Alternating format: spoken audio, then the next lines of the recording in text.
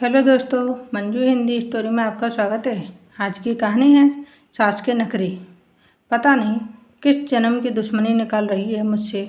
ऐसी छुई मुई बनकर बैठी रहती है जैसे मेरे आने से पहले 8-10 नौकर चाकर आगे पीछे फिरते रहते थे। थोड़ा बहुत हाथ पैर हिलाने से कौन सा शरीर घिस जाएगा इनका। सब कुछ मेरे भरोसे छोड़कर बैठ जाएंगे। बाहर से थक कर आओ और फिर घर में आते ही रसोई में लग जाओ। राखी खींचते हुए अपना सारा गुस्सा रसोई में बर्तनों पर निकाल रही थी। ऐसा नहीं था कि उसकी सास रुक्मणी जी को बहू के बड़बड़ाने का भान नहीं था, लेकिन वो भी ठिठाई पर थी। बहू की बड़बड़ाहट को एक कान से सुनकर दूसरे कान से निकाल रही थी। राखी एक पढ़ी लिखी लड़की थी। उसका सपना था कि वो अपने पैरों पर खड़ी होगी। उसे नौकरी के लिए कई जगह आवेदन भी दे रखा था। इस बीच जब उसके लिए अनिकेत का रिश्ता आया तो उसने साफ साफ कह दिया कि वो शादी इसी शर्त पर करेगी कि शादी के बाद उसे अच्छी नौकरी मिली तो कोई उसे नौकरी करने से नहीं रोकेगा। आखिर इतना पढ़ने लिखने के बाद भी वो घर पर नहीं बैठ सकती। अनिकेत और उसके घर वालों को इस बात से कोई आपत्ति नहीं थी कि उनकी बहू नौकरी करेगी, इसलिए दोनों तरफ से खुशी खुशी ये रिश्ता हो गया। शादी के कुछ दिनों बाद ही राखी का ज्वाइनिंग लेटर आ गया। जिस दिन राखी ने अपने ससुराल वालों से कहा था कि वो अब नौकरी करेगी तो उसकी सास रुक्मणी जी ने सारे परिवार के सामने कह दिया था, बहू नौकरी करे इससे मुझे कोई आपत्ति नहीं है। मैं यह भी नहीं कहूँगी कि वो पहले सारे घर का काम करे फिर नौकरी पर जाए, लेकिन मैं भी अब पहले की तरह पूरा घर नहीं संभाल सकती। मुझे सब कुछ मंजूर है, लेकिन मुझसे उम्मीद मत करना कि मैं बहू को रोटियां बनाकर खिलाऊंगी। मुझे पता है कि अगर मैं एक बार इस भंवर में फंस गई तो ज़िंदगी भर नहीं निकल पाऊंगी। उस वक्त सबको रुक्मणी जी की बातें सुनकर हैरानी तो हुई थी।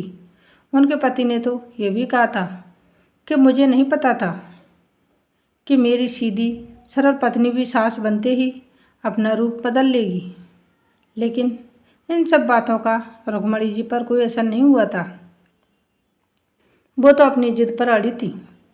खैर, राखी को तो नौकरी करनी ही थी, क्योंकि घर के थोड़े से काम के लिए वो अपनी इतनी अच्छी नौकरी को नहीं छोड़ सकती थी। वहीं उसके पति और ससुर जी ने भी नौकरी की इजाज़त दे दी थी, तो वो फिर कहाँ रुकने वाली थी। इस समस्या का ये हल निकाला गया कि घर के कामों के लिए एक कामवाली और खाना बनाने के लिए एक कुक रख ली गई। खाना बनाने वाली सुबह और शाम को खाना बनाकर चली जाती थी। राखी का काम था ऑफिस से आकर बस खाना परोसना। यूँ ही दिन निकल रहे थे। राखी की शादी को 2 साल हो चुके थे। अब तो राखी और बाकी सब घर वालों को इस रूटीन की आदत हो गई थी, लेकिन मुश्किल तो तब होती थी जब कभी खाना बनाने वाली छुट्टी ले लेती थी। ऐसे ही कुछ 2 दिनों से हो रहा था, जिस कारण से राखी खींची हुई थी। ऑफिस से आकर रोटियां बनाना उसे बहुत बड़ा बोझ लगता था। वैसे तो रुक्मणी जी इन दिनों में सब्जियां काट कर बना देती थी, लेकिन बहू के ऑफिस आने के बाद रसोई में झांकती भी नहीं थी। उस समय राखी को अपनी बैठी हुई सास बहुत चुभती थी। वो बड़बड़ाती रहती और रोटियां बनाती रहती। बाद में अपनी माँ से फ़ोन पर भर भर कर शिकायत करती, जिसके बाद उसे थोड़ा सा सुकून मिलता था। कुछ दिनों बाद राखी के भाई की शादी तय हो गई। राखी की होने वाली भाभी भी नौकरी पेशा थी। राखी की माँ ने सगाई के वक्त ही खुश होते हुए कहा, गर्व से कह दिया, भाई मैं तो और सासों की तरह नहीं हूँ जो अपने बहू के आने पर हाथ धरकर बैठ जाऊँ। जब अभी तक पूरा घर संभाल रही थी तो अब क्यों नहीं। मेरी बहू को मेरी तरफ से पूरी छूट रहेगी। जब एक माँ अपने बच्चों को रोटियां बनाकर खिला सकती है तो बहू को क्यों नहीं खिला सकती। बहू, तुम निश्चित होकर नौकरी करना, रसोई मैं संभाल लूँगी। राखी की माँ के उच्च विचार सुनकर उसकी होने वाली भाभी का पूरा परिवार और खुद राखी भी गदगद हो गई। वाह माँ, आप कितने बड़े दिल की हैं। काश मेरी सास भी आपकी तरह होती, लेकिन मेरी किस्मत में ये सुख कहाँ। मेरी सास को तो बस हुक्म चलाना आता है। मुझे गर्व है कि मेरी माँ इतने खुले विचारों की है। अपनी चिड़चिड़ाहट निकालते हुए राखी बोली। कुछ दिनों में ही राखी के भाई की शादी हो गई और कुछ दिनों बाद ही राखी के भाभी ने अपनी नौकरी ज्वाइन कर ली। राखी की माँ भी अपनी बहू को हथेलियों पर रखती थी। सुबह उसका नाश्ता, टिफ़िन, फिर रात का खाना भी तैयार रखती थी। अपने हाथों से परोसकर सबको खाना खिलाती थी। उनकी बहू भी मम्मी मम्मी जी करती हुई अपनी पसंद नापसंद बताती रहती थी, जिसे राखी की माँ बड़े चाव से पूरा करने में लगी रहती थी। खुशी खुशी दिन बीत रहे थे, लेकिन ये प्रक्रिया धीरे धीरे अब उदासीनता में बदल रही थी। राखी की भाभी को अब कुछ भी ना करने की आदत पड़ गई थी।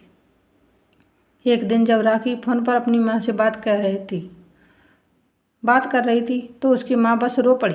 बेटा, मैं इतना करती हूँ तेरी भाभी के लिए, फिर भी उसे कदर नहीं है मेरी। अरे, मेरी दी हुई छूट अब मुझ पर ही भारी पड़ने लगी है। क्या हुआ माँ, आप ऐसे क्यों रो रही हो? आप तो भाभी का मुझसे भी ज़्यादा ध्यान रखती हैं। क्या भाभी ने आपसे कुछ कहा है? राखी बेचैन होते हुए पूछने लगी। कुछ क्या बेटा, अब तो सब कुछ वो मुझे ही कहती है। ऑफिस से आने के बाद एक गिलास पानी के लिए भी मुझे आवाज़ देती है। नाश्ते में थोड़ी देर हो जाए तो मदद करने के बजाय गुस्सा होकर यूं ही बिना खाए चली जाती है। आखिर मेरा भी तो कुछ आत्मसम्मान है या नहीं? मैं तो उसके लिए बस एक कामवाली बनकर रह गई हूँ। माँ, ये तो बहुत गलत बात है। आप भाई से साफ साफ कह क्यों नहीं देती कि अपनी बीवी को लगाम खींच कर रखे? आप माँ हैं, कोई नौकरानी नहीं। भाभी नौकरी करती हैं, इसका मतलब ये नहीं कि आप पर हुक्म चलाएंगे। गरजते हुए राखी बोली। माँ, किस मुँह से कहूँ बेटा? पहले तो खुद मैंने ही आगे बढ़कर कुल्हाड़ी पर अपना पैर दे मारा, फिर शिकायत किससे करूँ? तेरे पापा ने तो कहा भी था कि बहू को ज़्यादा छूट दोगी तो बाद में पछताओगी, लेकिन मैं ही बड़ाई की भूखी थी जो अपने बहू को सर पर चढ़ा लिया। एक बात कहूँ बेटा, तू चाहे अपनी सास को कुछ भी कहे, लेकिन समदन जी का ये फैसला सही था कि वो अपने बहू को रोटियां बनाकर नहीं खिलाएगी। एक बार वो सबकी नज़रों में बुरी और नखरे वाली सास तो बन गई, लेकिन आगे के लिए कम से कम अपना आत्मसम्मान तो बचा लिया। अब ना तो तू उन्हें कोई ताना दे सकती है और ना ही कोई रिश्तेदार। काश मैंने भी शुरू से ही यह घर गृहस्थी की जिम्मेदारी पूरी अपने सिर पर लेने से इनकार कर दिया होता तो आज मेरा ये हाल ना होता। माँ की बातें सुनकर राखी निशब्द हो गई। भारी मन से उसने फ़ोन रख दिया।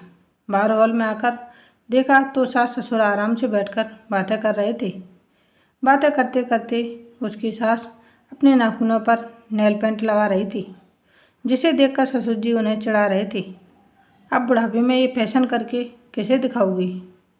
मेरी तो नज़र भी कमज़ोर हो गई है। सास, किसी को नहीं दिखाना मुझे, मैं तो अपनी खुशी के लिए लगाती हूँ।